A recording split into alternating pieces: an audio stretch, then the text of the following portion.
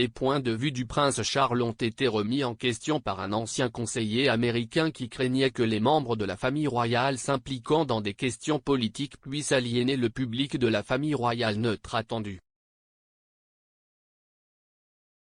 L'ancien conseiller sur les relations entre le Royaume-Uni et les États-Unis et membre du groupe Beau, Lee Cohen, a fait part à Express.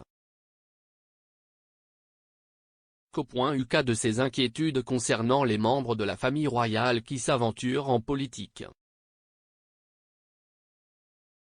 Monsieur Cohen a particulièrement contesté que Meghan contacte les sénateurs américains sur leur numéro privé pour les faire pression pour un congé parental payé, estimant que son utilisation de son titre royal nuisait à la monarchie et à sa neutralité politique. Mais lorsqu'il a été contesté par d'autres membres de la famille royale montrant des ambitions politiques, M. Cohen a déclaré qu'il était mal avisé de le faire parce que le public pouvait être divisé, les motifs de certains membres pourraient au moins être sincèrement ressentis car ils semblaient provenir d'un bon lieu. S'adressant à Express.co.uk, M. Cohen a déclaré « Les membres de la famille royale britannique doivent être apolitiques et ne pas se faire le centre d'attention.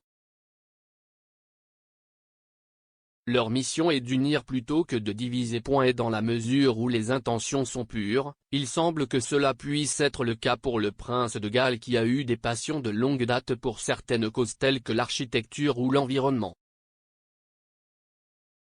Le prince Charles a utilisé sa position pour faire de nombreuses choses exemplaires, son Prince Trust étant un excellent exemple. Dans le cas des Sussex, ils semblent à mon avis attirés, comme des papillons de nuit par la flamme, par des problèmes qui les aideront à atteindre leurs objectifs, notamment rester sous les projecteurs. Alors que le prince de Galles peut être mal avisé de prendre des positions fortes sur des sujets qui peuvent aliéner de larges segments de la population, au moins ces causes sont sincèrement ressenties plutôt qu'un moyen de faire de la publicité. Le prince de Galles a longtemps été un partisan des questions environnementales avant que la politique verte ne soit au premier plan du débat public.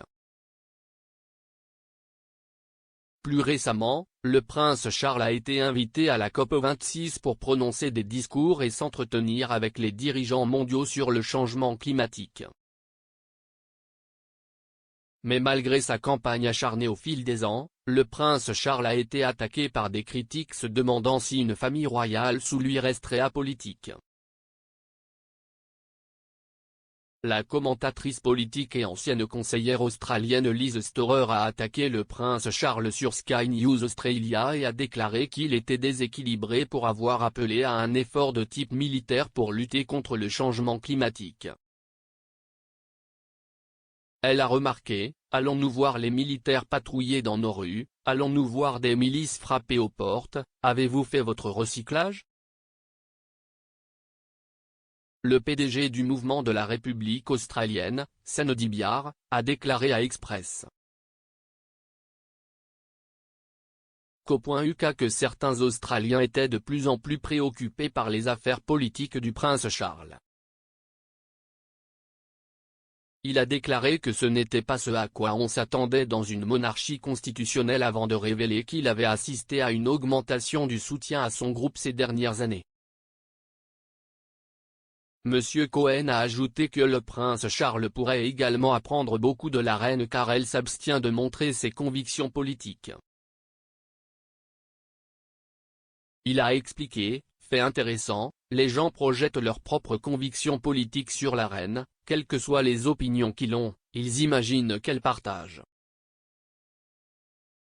Prenez par exemple ses propos très neutres lorsqu'elle a exprimé l'espoir que les électeurs réfléchissent très attentivement à l'avenir avant le référendum sur l'indépendance écossaise.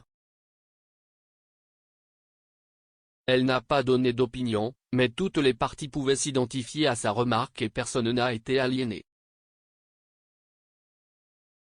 Le futur roi n'a pas précisé ce qu'il fera lorsqu'il montera sur le trône, mais il a été interrogé sur le sujet par la BBC dans un documentaire marquant son 70e anniversaire.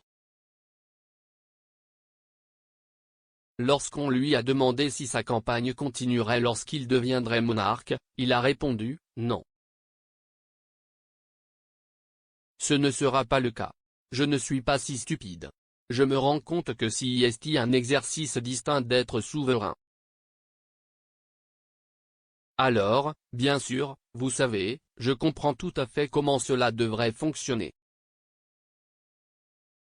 Le prince Harry et Meghan ont créé leur fondation, Archewell, peu de temps après avoir quitté la famille royale, qui englobe toutes leurs entreprises médiatiques et caritatives. Le duc de Sussex a révélé dans son entretien avec Oprah Winfrey qu'il avait été coupé financièrement de la famille royale au premier trimestre 2020 et qu'il avait donc besoin de trouver du travail. Depuis lors, les Sussex ont signé plusieurs accords lucratifs, dont Spotify et Netflix, ainsi que la sortie d'un livre pour enfants et des apparitions lors de grands événements caritatifs. Mais des commentateurs politiques ont attaqué Meghan après qu'il a été révélé qu'elle avait appelé en privé des représentants américains pour soutenir le congé parental payé. La duchesse de Sussex a contacté les sénateurs républicains Shelley Moore Capito et Suzanne Collins sur leur numéro privé pour leur demander de soutenir cette décision. Elle a déclaré dans une interview avec Andrew Ross Sorkin, « Je ne vois pas cela comme un problème politique franchement. Il existe un précédent dans la famille de mon mari, la famille royale, de ne pas s'impliquer dans la politique.